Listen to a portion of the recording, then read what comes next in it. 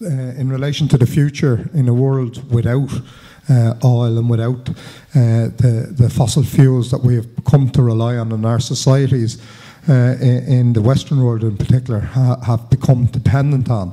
There is an abundance of fossil fuels off the coast of Ireland and in other areas, but it isn't a resource that we can rely on forevermore.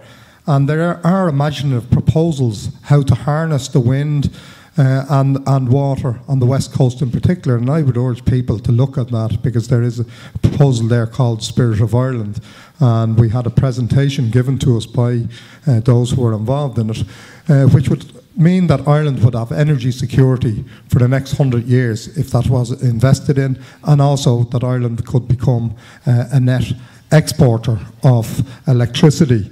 So that's one of the ideas, and there's many other ideas have come forward, but this one has been brought to quite a high level, and as far as I know, they have located the investors to start that project into the near future.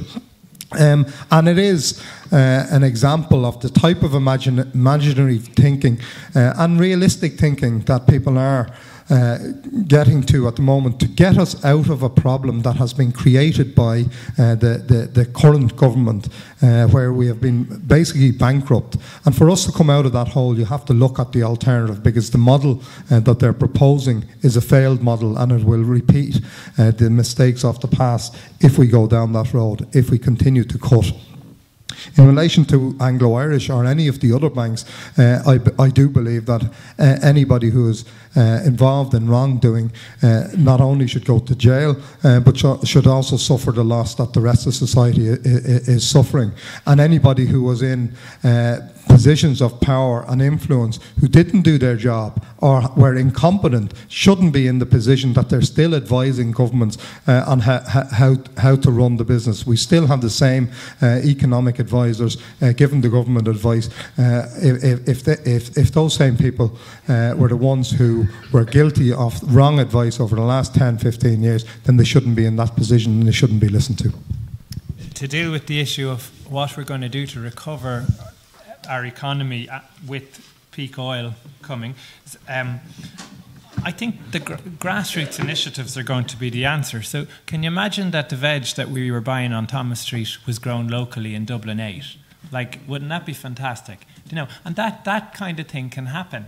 But we do need to get businesses that aren't dependent on the government and dependent on other businesses going. But what the Green Party are planning to do is try and get a sort of a third banking service that kind of brings in the post office bank and the credit unions and tries to get money through those, so that there is money there. Because at the moment, I was talking to Dunn's Butchers over there on Saturday, and they can't get any money from AIB. But if they were able to go to a small local bank where people had put their local money, and if that wasn't sucked into the big black hole, then the money would be there for these small businesses to thrive. It's grassroots initiatives like that that are going to pull us out of the problems that we're facing, both in this recession and when we start running out of oil. Obviously, anybody that falsified accounts needs to go to jail, really. This country calls itself a republic, and I think that should mean something. And one of the things about a republic is that the laws must apply to all. There's a complete lack of will there to apply the laws if you're above a certain level, if you're in the inner circle. That has to end. Michael, real democracy. Now let's say you elect the government every 4 or 5 years, and basically they can do what they goddamn like with my tax money. I did not agree to bail out Anglo-Irish Bank. I was never asked.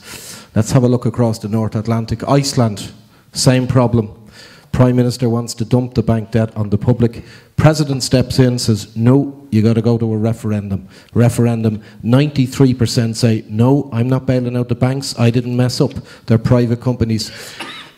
The President runs the country for a couple of weeks. There's a new election, there's a new government, and the Prime Minister, the Finance Minister, and the Business Minister of Iceland will go on trial for economic treason. That is what a real democracy looks like, not your Fianna Fáil version of it.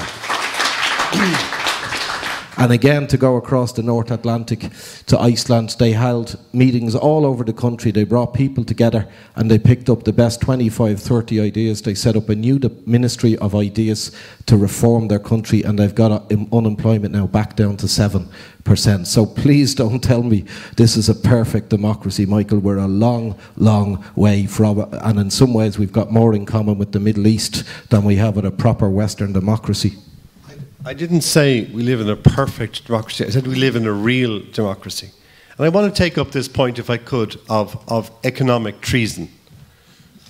I think it is a terrible thing and a very sad thing to accuse this government of economic treason.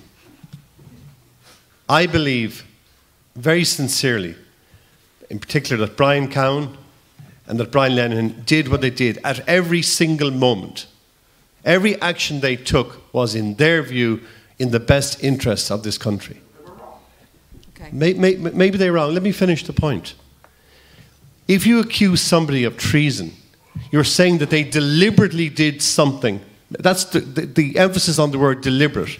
That they deliberately did something to harm their country. Has anybody got a shred of evidence to suggest that anybody in this government deliberately and willfully tried or succeeded in doing something against the interests of this country? If anyone has a shred of evidence that it was their wish, that it was their wish to do that in this country, stand up and give your evidence. I would love to hear that evidence. You may disagree with what they did. You're entitled to disagree, but please, Okay.